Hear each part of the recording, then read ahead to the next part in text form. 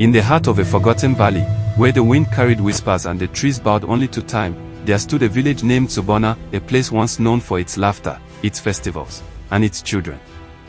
But that was before. Before the laughter faded. Before the night swallowed their joy. It began with a single death. A child. Then 2. Then 6. Then, they stopped counting.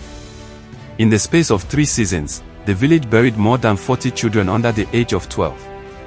At first, they blamed the river, perhaps the water had been cursed. Then they turned to the gods. The elders poured libations, broke kola nuts, and sacrificed rams. But the gods said nothing. And the children kept dying. They would fall ill suddenly, no wounds, no signs, just fevers, strange dreams, then silence. The oldest people whispered that the village was cursed.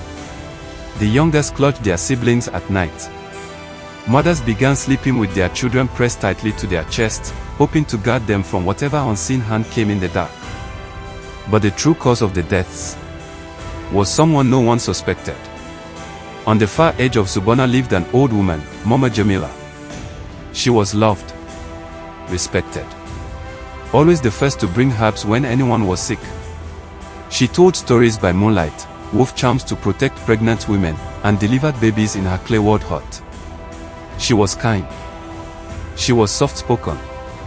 And she was a monster. You see, Mama Jamila was not just a herbalist. She was a witch of the old ways, a solitaire bound by ancient magic, surviving off the life force of children. Every night, when Jamila slept, her shadow left her body.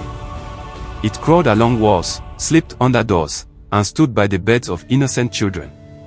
She would whisper their names, draw their spirits into a clay bowl, and feed on their essence a little each night until they were nothing but breathless bodies. She had done this for over 80 years, aging slowly, hiding in plain sight. And no one had ever suspected her. Until the night of the red moon. That year, the moon turned crimson, a rare sign. The village seer, Boba Kwame, announced it in a trembling voice. This moon brings truth and justice. Whatever hides will be revealed.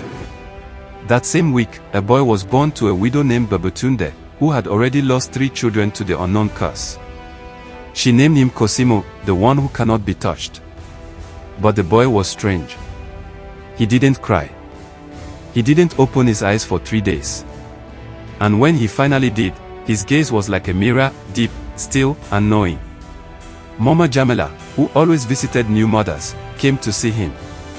She touched his cheek and smiled. But the baby didn't smile back.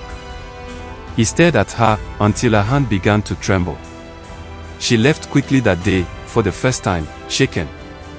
That night, the red moon hung low in the sky, bleeding across the village. The wind grew still. Dogs refused to bark. Owls watched, silently. Mama Jamila lay on her mat. Her eyes closed. Her body still. And her shadow rose. It slipped through her heart like oil, heading toward Babatunde's home, eager to feast on the newborn soul.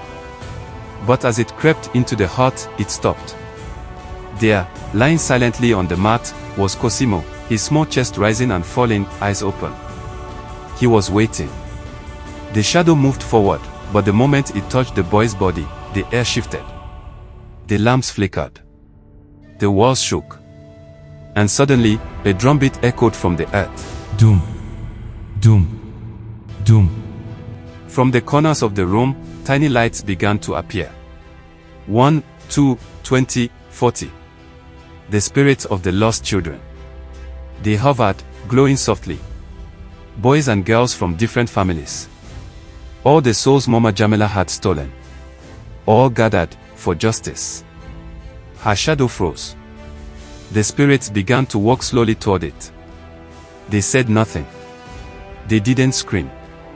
They didn't curse. They just stared. And then, they entered her. One by one, like smoke returning to fire. Back in her heart, Mama Jamila's body began to twist and shake. Her eyes rolled back. She screamed, a scream that split the night air like lightning. Villagers ran out of their homes. By the time they reached her hut, It had collapsed into ashes. No fire. No explosion. Just a pile of dust, and a single red feather still warm on the ground. And from the forest nearby, the sound of children laughing echoed softly.